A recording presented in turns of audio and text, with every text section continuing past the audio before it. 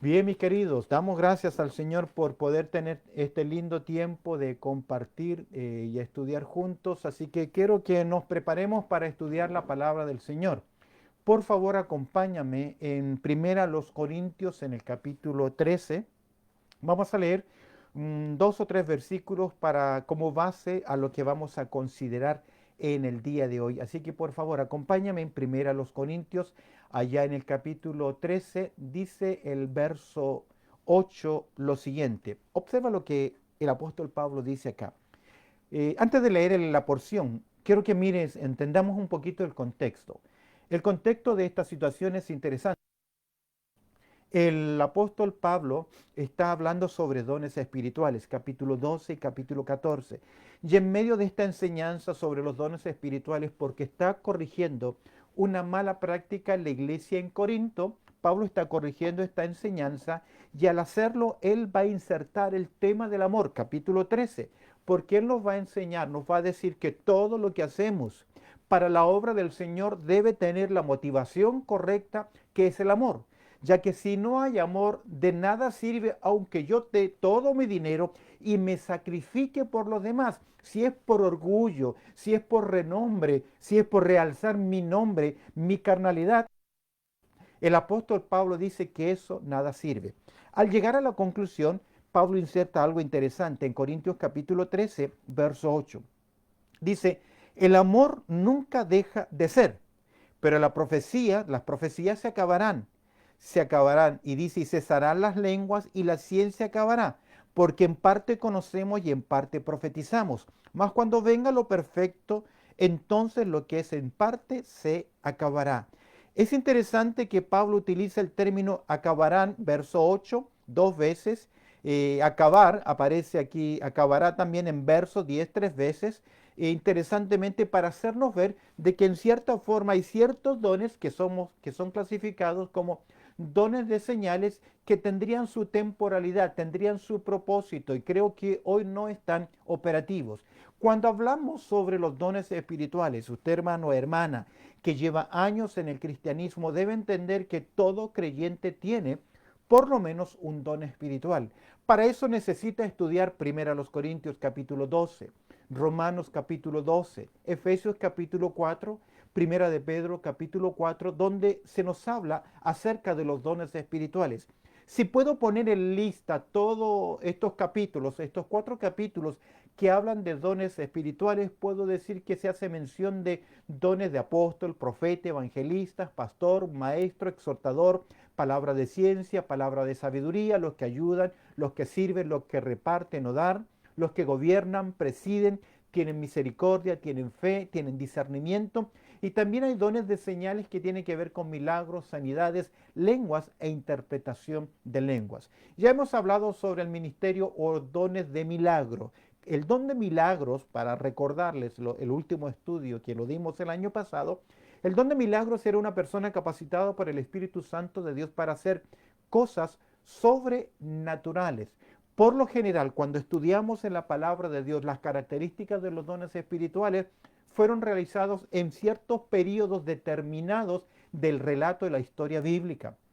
No siempre, Dios siempre obra poderosamente, Él es soberano y no podemos restarle poder a su grandeza, a sus propósitos. Pero cuando estudiamos el relato bíblico, no siempre Dios intervino con acciones milagrosas. Lo vemos en el Antiguo Testamento en dos periodos principales, el periodo de Moisés y Josué, el periodo de Elías y Eliseo, y no tenemos más en el Antiguo Testamento tal vez unos que otros milagros, por así decir, aleatorios, pero en relato bíblico solo dos tiempos. En el Nuevo Testamento encontramos a Jesús y los apóstoles. Y cuando uno estudia la profecía, sabemos que en Apocalipsis capítulo 13 se habla de que se volverán a realizar milagros, pero esta vez los agentes no serán de Dios, sino que serán agentes satánicos, que es el anticristo y el falso profeta, bajo el poderío y la cobertura del dragón rojo que es Satanás. Es por eso que digo que las características de los milagros en las Escrituras fueron realizados en ciertos periodos de tiempo. Segundo lugar, fueron realizados por grupos limitados de personas. Cuando tú ves Corintios capítulo 12, Pablo va a preguntar, sanan todos, hacen todos milagros, hablan todos en lenguas, interpretan todo. La pregunta lleva consigo la respuesta, que es no. ¿Por qué razón no todos tienen los mismos dones? Porque Pablo en Corintios capítulo 12 dice que Dios, el Espíritu Santo, repartió los dones como Él quiso en el cuerpo. No todos pueden ser manos, no todos pueden ser ojos, no todos pueden ser boca, sino no habría diversidad de la unidad en el cuerpo, no habría miembros o componentes en el cuerpo. Y esto es vital entender, que los milagros fueron realizados de señales en periodos determinados.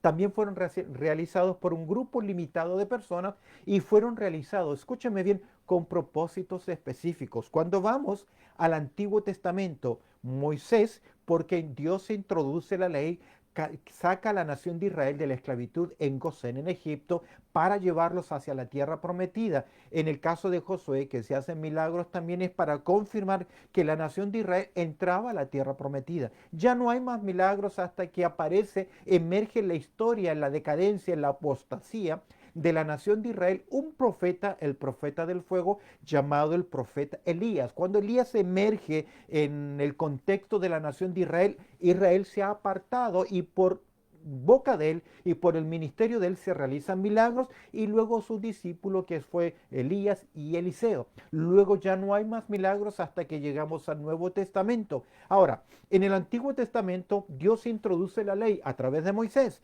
a través de Elías y Eliseo se llama a la nación de Israel a que vuelvan al Dios de Israel. Y en el Nuevo Testamento los milagros que hace nuestro Señor Jesucristo fueron con la finalidad de demostrar no solamente la misericordia de Dios, no solamente que Jesús es Dios, sino que eran una señal visible de que Jesucristo era el Mesías. Y en el caso de los apóstoles tiene que ver con distintivos, porque emerge el cristianismo, comienza a aparecer, y también polulan, aparecen falsos enseñadores, y Dios se encarga de que los apóstoles tienen credenciales apostólicas para decir que ellos realmente son apóstoles. Si tú miras, y por favor márcalo en tu Biblia, segunda a los Corintios, capítulo 12, verso 12, Pablo dice claramente que hay distintivos para señalar, indicar que esa persona realmente era un apóstol. No simplemente por la implicación de su llamado, sino porque Dios testificaba con señales, prodigios y milagros. Lo mismo es en el caso de la sanidad. El hacer milagros, y la persona que sanaba tenía que ver principalmente con capacitación especial de parte del Espíritu de Dios para sanar a las personas en forma instantánea, al solamente declararlo o tocar a las personas. Algunas características de las sanidades son importantes. No todas las personas tenían este don de sanidad en su tiempo de base o de confirmación de revelación. Las sanidades es independiente a la fe de la persona que se sana. Hoy en día, en esas grandes campañas donde algunos se proclaman como sanadores, dice: tú no te has sanado por ignorancia y por incredulidad. El don de sanidad en las Escrituras era independiente al sujeto que recibía el milagro o la sanidad. Por ejemplo, ese hombre paralítico que está en la puerta llamada la Hermosa, que pide limosna, pide dinero, cuando pasa Pedro y pasa Juan, él le pide que le dé dinero. Pedro dice: no tengo plata ni oro, pero él tenía la capacidad de hacer milagros, la capacidad de sanar. En el nombre de Jesús, en que él me ha encomendado, le resucitó. Lo mismo es Dorca, aquella mujer que había muerto. Pedro le resucita porque tiene el don de sanar o tiene el don de hacer milagros. Pero históricamente, si tú sigues el relato bíblico después del libro de los Hechos, ya no hay mención de milagro. De hecho, cuando Pablo escribe la carta a los filipenses, él habla de Epafrodito en el capítulo 2, verso 25, que estuvo a punto de morir y el Señor tuvo misericordia de él y en respuesta a la oración le sanó. Pablo, cuando escribe su segunda carta a Timoteo, dice que Trófimo lo dejó enfermo en Mileto. Pablo no tenía el don de sanidad, claro que sí, pero es evidente que cuando ya la palabra de Dios comenzó a circular, ya no fue necesario confirmar con señales la autoridad apostólica o de la revelación del Nuevo Testamento. Pablo le aconseja a Timoteo que por sus problemas estomacales, y un versículo que le gusta mucho, en 1 Timoteo capítulo 5, verso 23, dice: por causa de tu estómago bebe un poco de vino, ¿Por qué no le sanó Pablo? O Pablo mismo cuando pide a Dios que le restaure de su necesidad, de su problema físico. Dice en Efesios 4:3, Gálatas 4:13, pues vosotros sabéis que a causa de una enfermedad del cuerpo os anuncié el evangelio al principio. Pablo no pudo sanarse a sí mismo porque ya esa capacidad comenzó a acabar. ¿Recuerdas que leíamos en 1 Corintios capítulo 13 que había ciertos dones que dejarían de ser, cesarían en el tiempo? Ahora, algo interesante para considerar en el día de hoy. Hay algunos hermanos que toman Isaías capítulo 53, versículo 5, que dice, mas el herido fue por nuestras rebeliones, molido por nuestros pecados, el castigo de nuestra paz fue sobre él y por sus llagas fuimos nosotros curados, y toman esa expresión por sus llagas para indicar que Cristo en la cruz llevó nuestras enfermedades. Déjame decirte claramente que Cristo en la cruz no llevó nuestras enfermedades. Si fuese así, nadie moriría de enfermedad, nadie moriría de problemas físicos, de salud, si Cristo lo llevó en la cruz. Lo que Cristo cargó en la cruz es el pecado, mi pecado que me condenaba, mi pecado que me separaba de Dios. Entre paréntesis, Isaías.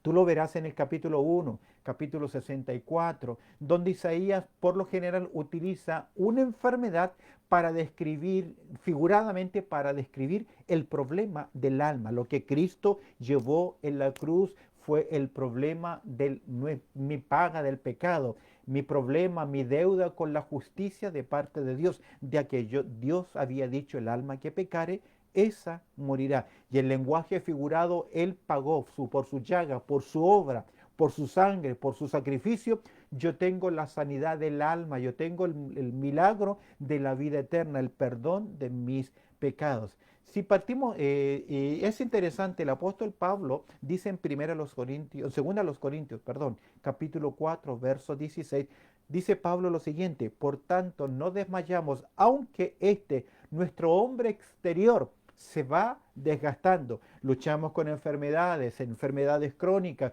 limitaciones que nos impiden movernos en libertad, pero llegará un día en que esto corruptible se vestirá de incorrupción. Este cuerpo natural, carnal, será glorificado, será transformado y finalmente seremos glorificados, pero aún no ha llegado ese tiempo.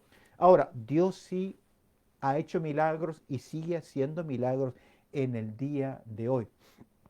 Pero fue nuestro Señor Jesucristo que en Mateo capítulo 9, verso 12 dice, los sanos no tienen necesidad de médicos, sino los enfermos. Y de esta forma Jesús reafirma que Dios da sabiduría a los hombres y también muchas veces Dios nos sana a nosotros no interviniendo sobrenaturalmente, que son los milagros, sino que a veces Dios utiliza la medicina, al médico, una operación, una cirugía, un tratamiento, algún químico para sanarnos. Pero en todo caso, siempre debe estar nuestra confianza en el Señor.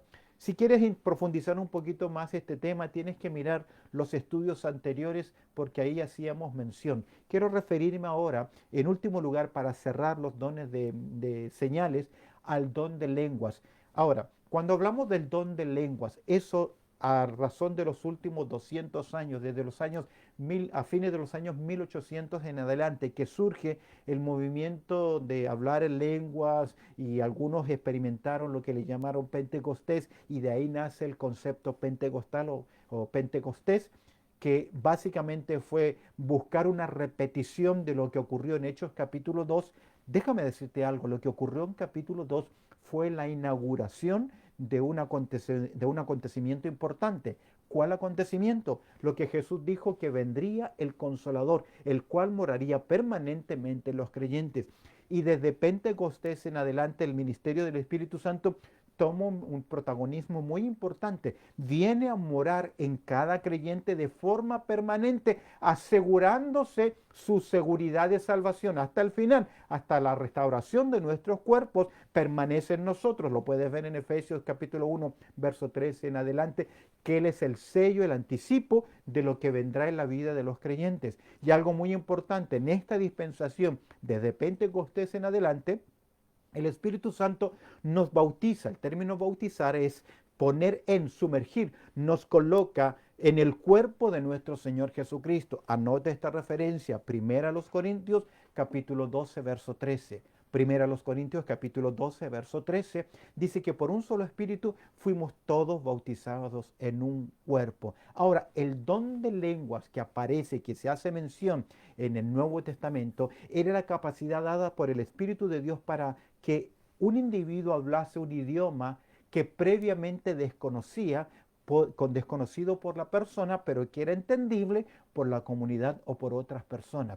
La doctrina del don de lenguas enseñado y practicado por algunas iglesias en el día de hoy está muy distante de lo que fue el don de lenguas en el libro de los Hechos, en el capítulo 2 principalmente, o lo que el apóstol Pablo quiere corregir en 1 Corintios capítulo 14. Pero a razón de estos últimos 200 años ha partido el cuerpo del Señor. Hay quienes han enseñado que el don de lenguas es la evidencia segura de que eres salvo. Otros enseñan, algunas líneas enseñan que el don de lenguas es la evidencia de que tú tienes el bautismo del Espíritu Santo. Y eso se enseña fuertemente. Por lo tanto, en algunas iglesias, si tú no hablas en lengua, casi no has recibido el bautismo del Espíritu Santo. Pablo pregunta en Corintios capítulo 8, ¿recibiste el Espíritu Santo cuando creísteis? Es decir, si una persona no tiene el Espíritu Santo, de acuerdo a las Escrituras, no es un creyente. Y la pregunta es, ¿cuándo se recibe el Espíritu Santo? Pablo lo contesta en Efesios capítulo 1, verso 13. Cuando oímos el Evangelio, cuando recibimos a Cristo como nuestro Salvador personal, en ese momento fuimos sellados con el Espíritu Santo de la promesa. Ahora, este tema del don de lenguas que ha traído demasiado dolor, división dentro del pueblo del Señor, lo he experimentado en años acá en Australia, pastoreando la iglesia, cuando dice, este hermano, este pastor no es un pastor muerto porque no cree en el poder del Espíritu Santo. Si hay alguien que cree en el poder del Espíritu Santo, soy yo. La diferencia es que creo lo que la palabra de Dios nos enseña. Esta doctrina tiene que ser considerada a la luz de las Escrituras. Y creo que vamos a mirar juntos algunas indicaciones claras. Miremos las Escrituras, veamos en el consejo de Dios qué nos enseña la Biblia sobre este don. Yo podría cerrar el tema y decir, no creo que hoy están operativos. Y amén, estamos de acuerdo. Pero puede sonar como una postura muy personal, una teoría bautista, una teoría fundamentalista, una teoría de las iglesias de los hermanos, una postura radical. Pero antes de afirmar algo, miremos primero las Escrituras. Vamos a ir a los capítulos interesantes. Quiero que veamos en la Biblia cómo claramente se enseña lo que fue el don de lenguas. Si tú miras en el libro de los Hechos, en el capítulo 2, Lucas va a hacer un relato histórico de lo que aconteció un día en especial. Pentecostés es el día de la inauguración de la obra del Espíritu Santo. Ahora pregunta, ¿cuántas veces se inaugura una casa? ¿Cuántas veces se inaugura una plaza? ¿Cuántas veces se inaugura una calle? Yo recuerdo haber estado en plazas, en calles, en mi país, en mi niñez, que se inauguraron. Algunas de ellas fue con la presencia de las autoridades principales. Recuerdo que en una ocasión fue los presidentes municipales, en otra ocasión fue el presidente del país que vino y cortó las cintas y hubo una ceremonia, un evento. Pero una vez que se inauguró la calle, ya no se vuelve a repetir la inauguración. Y eso es lo que ocurre en el día de Pentecostés. Ahora, Lucas pone un gran cuidado cuando va a utilizar el término lenguas. Porque para Lucas, en Hechos capítulo 2, lenguas significan lo que es idiomas. Y él utiliza la palabra dialectos. Acompáñame a Hechos capítulo 2, verso 8 al 11 para que prestes atención a la primera referencia del don, la primera referencia de acontecimiento, de que se hablaron las lenguas. La primera está en Marcos capítulo 16, pero en relato histórico la primera vez que se habló en lenguas es en Hechos capítulo 2, verso 8. Míralo conmigo, voy a abrir mi Biblia y acompáñame, te doy un par de segundos para que tú puedas abrir tu Biblia en Hechos, allá en el capítulo 2, para que consideres la porción interesante en Hechos capítulo 2. Lo primero que tiene que llamarte la atención en verso 1 que dice, cuando llegó el día de Pentecostés. Es decir, casi el escritor Lucas dice que este acontecimiento fue anunciado, son 50 días después de la Pascua, son aproximadamente un par de días después de la ascensión de nuestro Señor Jesucristo, los discípulos reciben la orden de quedarse en Jerusalén hasta que sean revestidos de poder desde lo alto, que es como cierra Lucas su evangelio. Y vemos ahora en el capítulo 2 que cuando llegó el día de Pentecostés estaban todos unánimes juntos. Pentecostés, el Espíritu Santo no descendió porque estaban unánimes juntos. Ellos están unánimes juntos porque fue la instrucción del Señor. El pueblo del Señor estaba expectante, pidiendo las direcciones. Jesús les ha dicho en Hechos capítulo 1, verso 8, que recibirían poder y serían testigos. Y vemos ahora en verso 8 que ocurre nuestro estruendo, hay señales, y Dios se encarga de que el acontecimiento, la inauguración, sea visible, notoria, comprensible, y fue a través de señales. ¿Por qué señales? El contexto son judíos, israelitas, y cuando tú estudias la historia de la nación de Israel, siempre la nación de Israel necesitó moverse en base a señales, en base a milagros, en base a acontecimientos. De hecho, Gedeón, cuando Dios lo está llamando, él en su incredulidad le pide una señal a Dios del vellón mojado o seco.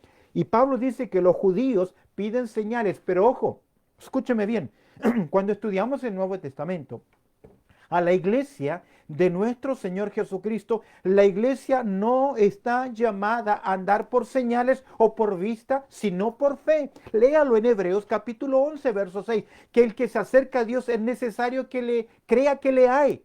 ¿Por qué razón? Porque se requiere confianza. Dios no nos enseña, no nos da señales para guiarnos, nos da su palabra, su consejo, el consejo del pueblo de Dios, la obra del Espíritu Santo en nosotros, pero no podemos andar como antiguamente decíamos con esa ramita, me quiere o no me quiere, me quiere o no me quiere, para ver una señal si está la muchacha que yo quería o el muchacho que estaba enamorado realmente me sentía atracción por mí. No buscamos señales. Y observa ahora lo que ocurre.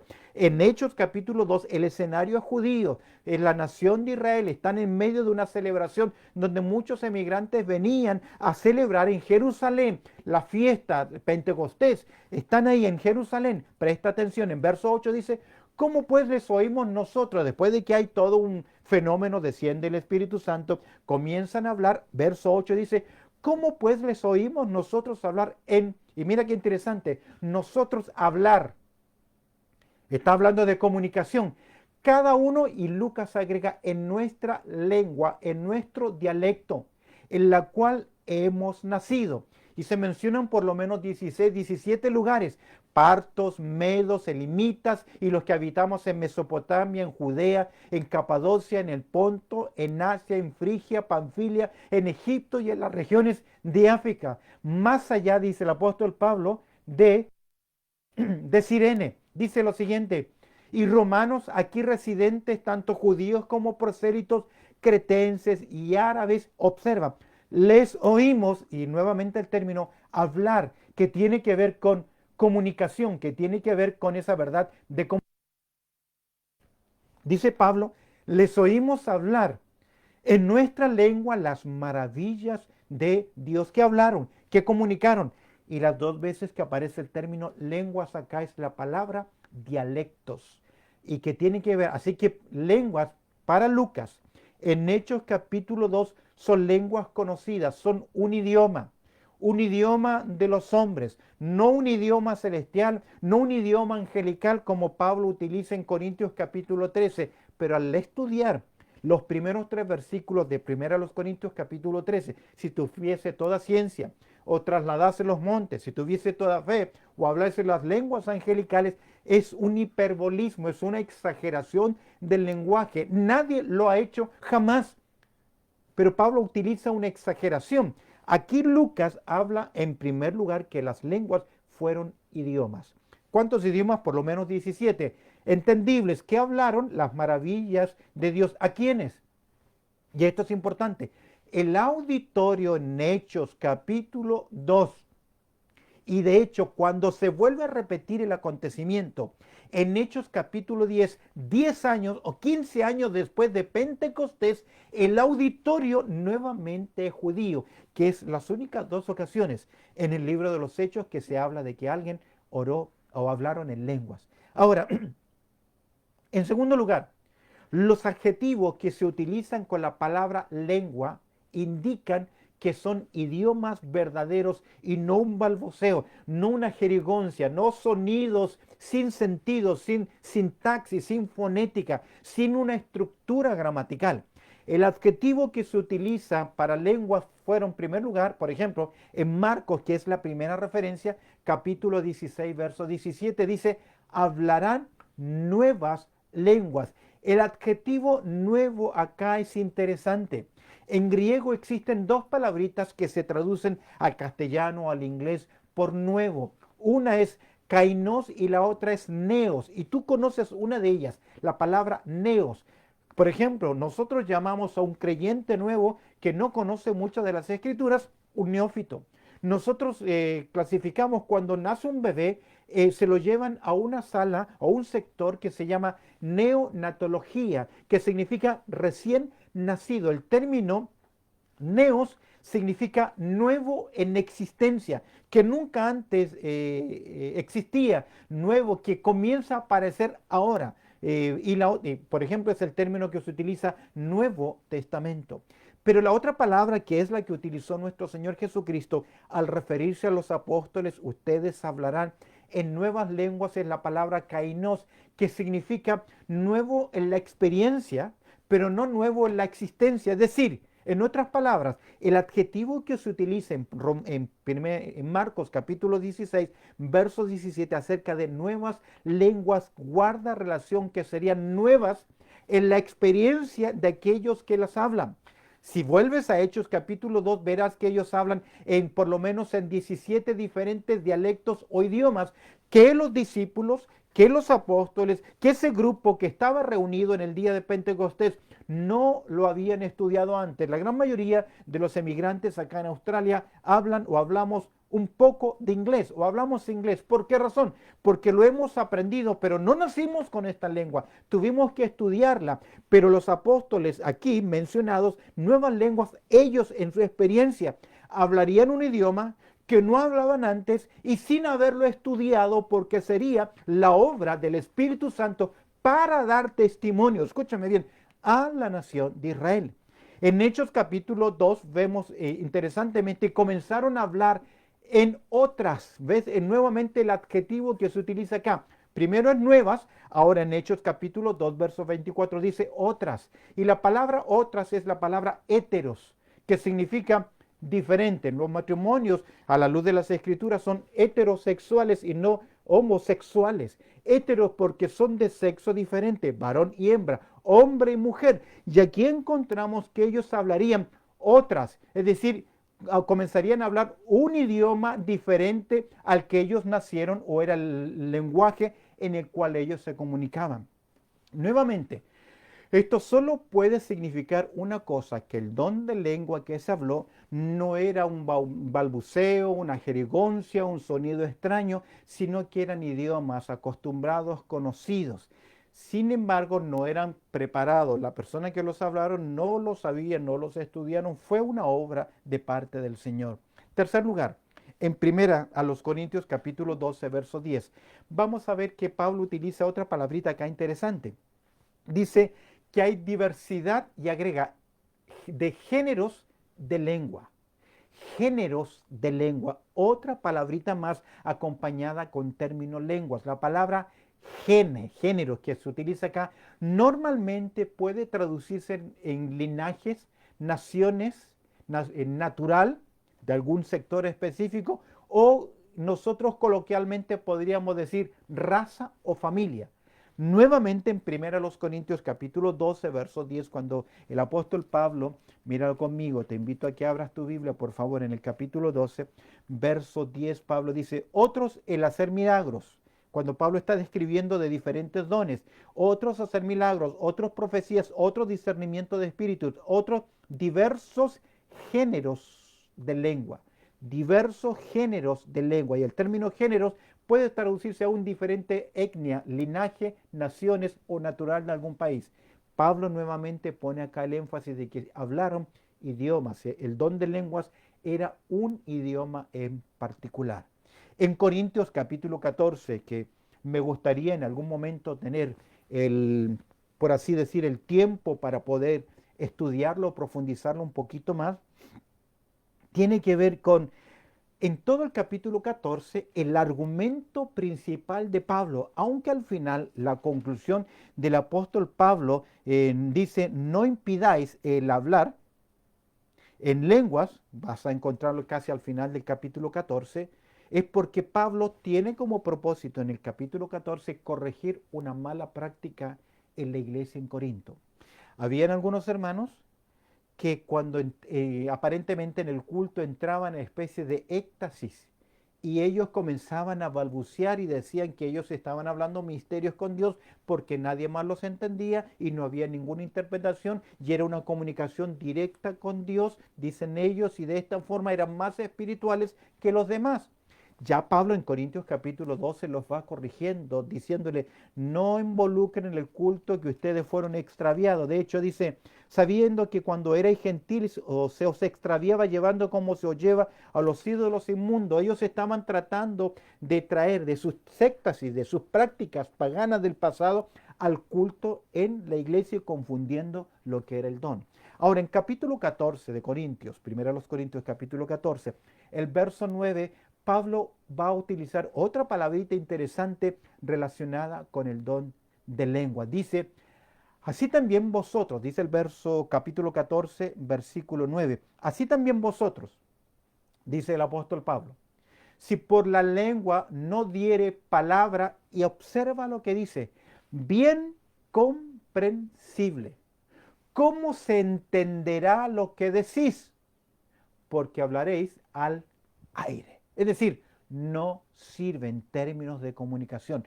Otra palabrita asociada con el término de lenguas o del don de lenguas, nuevamente en Corintios capítulo 14, verso 9, Pablo dice, así también vosotros. Y el contexto viene hablando que si no hay claridad, si la trompeta, dice el verso 8, diere sonido incierto, ¿quién se preparará para la batalla? Así también vosotros, si por la lengua no diereis palabra bien comprensible, ¿cómo se entenderá lo que están diciendo? Y la palabra bien comprensible es una palabrita griega, eusemos, que significa fácilmente reconocible, claro, con claridad distinguible. Es decir, si no era un idioma, y dice el apóstol Pablo, que hubiese interpretación, que se comprendiese, no sirve. Pablo dice que los corintios debían hablar palabras inteligibles para que otros pudiesen entender lo que se estaba hablando, porque nadie puede decir amén. Nuevamente, lenguas acá son idiomas. Hablar. Algo importante, en quinto lugar, hablar significa conversar inteligentemente, que se produzca una conexión, un diálogo. De hecho, el término hablar que Pablo utiliza es el término griego laleo, que significa yo hablo, el comunicar, tú hablas, que guarda relación con la comunicación, es la palabra que se utiliza con el término lenguas. Hablar, laleo, hablar en lenguas. Esta palabra significa conversar con palabras comprensibles. Nuevamente poniendo el énfasis de que el don de lenguas cuando fue utilizado fueron idiomas, idiomas en los cuales Dios se comunicó. Dios habló principalmente a la nación de Israel. Quiero que observes Corintios capítulo 14, verso 21. Este es un versículo interesante. Primera a los Corintios capítulo 14, verso 21, y creo que voy a ir cerrando ya el tema en el día de hoy. Primera a los Corintios capítulo 14, por favor, acompáñame en este punto. Dice el apóstol Pablo en Corintios capítulo 14, en la ley está escrito. Aquí, dice Pablo, en otras lenguas y con otros labios hablaré a este pueblo y ni aun así me oirán, dice el Señor. Ni aun así me oirán, dice el Señor. Primero Pablo dice, la ley está escrito. Cuando llegamos al término ley en las escrituras, el término ley puede ser utilizado como el Pentateuco, los 5 libros de Moisés, puede ser utilizado como el Decálogo, los 10 mandamientos, o puede ser una referencia a todo el Antiguo Testamento. Tiene esos 3 conceptos y un cuarto en el tiempo de Cristo, que para los fariseos la interpretación de los escribas llegó a ser una ley. con tanta autoridad como lo era el Pentateuco o la ley de Moisés. Pablo acá va a citar al profeta Isaías. Por lo tanto, el término en la ley está escrito se refiere en el Antiguo Testamento. Y fue Isaías en el capítulo 28 que profetizó a la nación de Israel previamente a su cautiverio, previamente a lo que vendría la nación de Israel. La cita de Isaías en su contexto habla de cómo Dios ha de castigar a su pueblo por medio del cautiverio, donde en otros idiomas extranjeros, a causa de la dureza del corazón de la nación de Israel, Dios les volvería a hablar, particularmente Asia y Babilonia, que fue en su contexto cuando Isaías profetizó. Y Pablo dice, y voy a leer ahora Isaías capítulo 28, verso 11, porque en lengua de tartamudos y en extraña lengua hablaré a este pueblo. Y Pablo toma en su argumento de las lenguas en Corintios capítulo 14 y dice lo siguiente: en la ley está escrito, y cita a Isaías, en otras lenguas y con otros labios hablaré, y agrega a este pueblo. ¿A quién se refirió Isaías? ¿A qué pueblo? ¿La iglesia? ¿Los creyentes? No, se refirió históricamente a la nación de Israel. Y qué interesante, que hasta el día de hoy, la nación de Israel no está oyendo su mensaje en la lengua hebrea. Están oyendo el evangelio en diferentes idiomas donde ellos viven. Fue una sentencia de juicio hacia la nación de Israel. Si estás aún en Corintios capítulo 14, observa conmigo el verso 22. Mira lo que dice Pablo. Así que, verso 22. Y esto es importante. Esas dos palabritas que son conectivas, ese así que es una conclusión. Pablo da la instrucción, citó al apóstol, citó al profeta Isaías y habla acerca del don de lenguas y lo está aplicando al don de lenguas en el tiempo del apóstol Pablo. Ahora Pablo llega a esta conclusión. Así que las lenguas son por señal, importante. ¿Por qué Dios utilizó señales? ¿Con qué Dios utilizó señales? ¿Por qué hizo Dios señales? Para autenticar el mensaje del mensajero, para introducir una nueva revelación. Y el escenario, el auditorio, siempre fue la nación de Israel. Observa el verso 22. Así que las lenguas son por señal. Y mira lo que agrega. No a los creyentes. Wow, wow, wow. No a los creyentes, sino, el término sino, por el contrario, a los incrédulos, pero la profecía no a los incrédulos, sino a los creyentes. Vemos claramente acá que el don de lenguas tenía un propósito de dar testimonio a la nación de Israel. Ahora, Pablo utiliza acá el término sino por señal. Si tú vuelves a Marcos capítulo 16, verso 17, donde el Señor Jesucristo habló con sus discípulos, observa Marcos capítulo 16, verso 17. Dice Marcos 16, 17, estas, y agrega, señales, seguirán a los que creen. Ya hice mención, los que creen, si yo lo leo normalmente, puede ser todos los creyentes o en su contexto los apóstoles, porque ellos recibieron credenciales, señales de ser apóstoles. En mi nombre, y hay 5 menciones de milagros, echarán fuera demonios, hablarán nuevas lenguas, etcétera, etcétera. Lo verás ahí. Observa cómo se utiliza el concepto de señales. Mira el contexto, verso 20. Y ellos, ¿quiénes son ellos? Los apóstoles, los discípulos, los representantes de Cristo en la tierra que reciben una señal distintiva. Dice, y ellos saliendo predicaron en todas partes, ayudándoles el Señor, y agrega, confirmando la palabra, ¿con qué? Con las señales que la seguían. Y el texto dice, amén. Es decir, que las lenguas eran parte de las señales de la autoridad apostólica que ellos tenían. Quiero que observes en Hebreos capítulo 2, y voy a cerrar el tema acá definitivamente. Hebreos capítulo 2. No sabemos quién es el autor de Hebreos, y por lo que dice el capítulo 2, versos 3 y 4, no, 2, 3 y 4, no puede ser Pablo. Dice Hebreos capítulo 2, versos 3 y 4.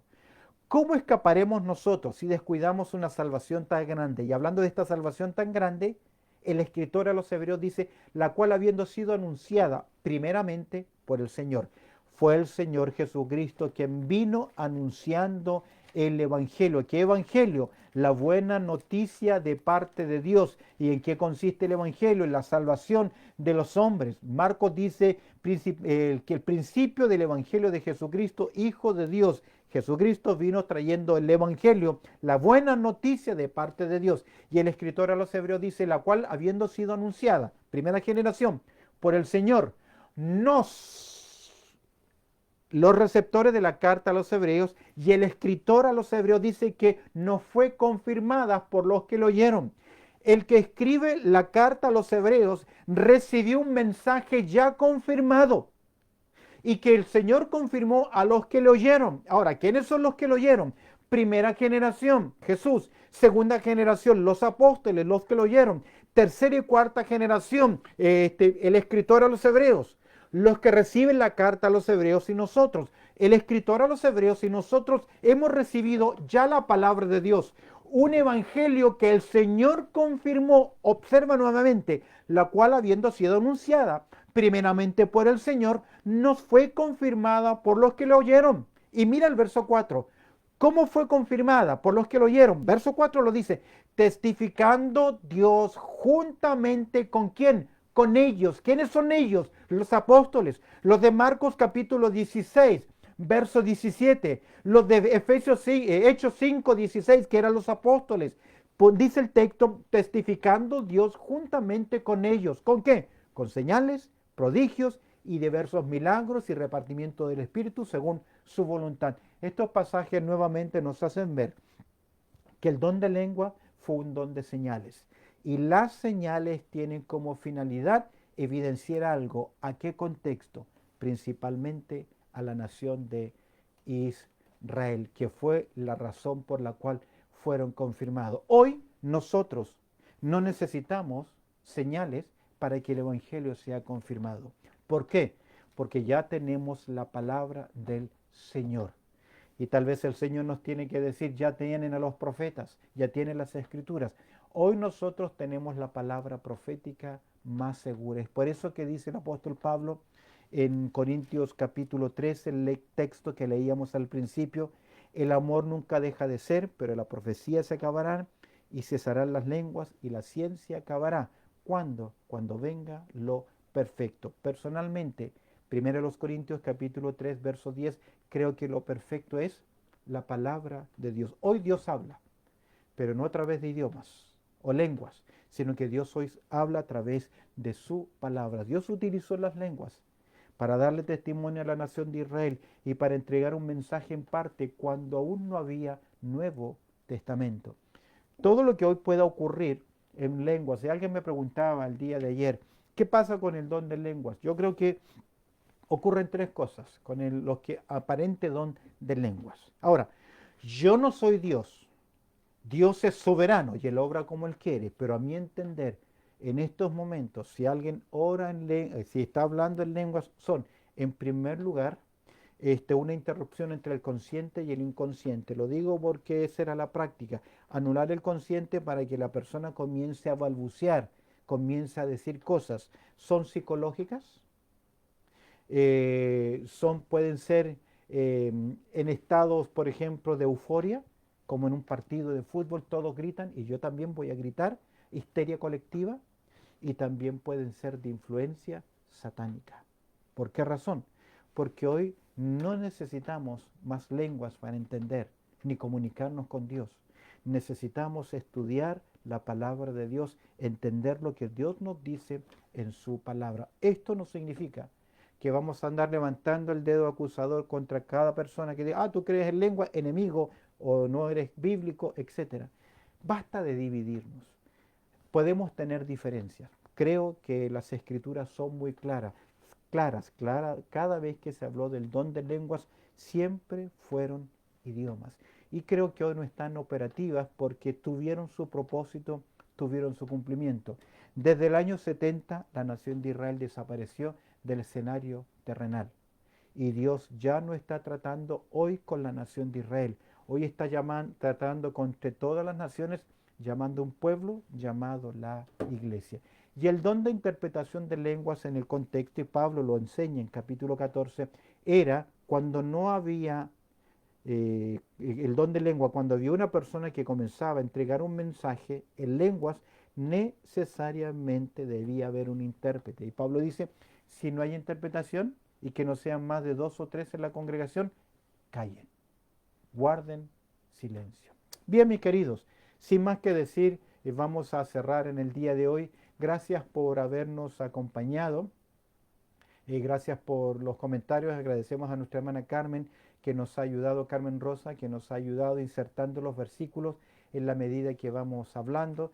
Saludamos a los hermanos, que el Señor les bendiga mucho. Gracias por haber estado junto a nosotros y el próximo viernes vamos a hablar ya un terreno práctico. Vamos a hacer una descripción general de dones en forma práctica y cómo usted y yo puede descubrir su don espiritual, porque es necesario utilizar nuestros dones para la gloria del Señor. Así que ya saben, mis queridos, próxima semana, y recuerda a los hermanos acá en Sydney que este domingo 10 de la mañana nos reunimos en adoración al Señor y que vamos a transmitir también nuestro servicio a través de Facebook a las 10 de la mañana.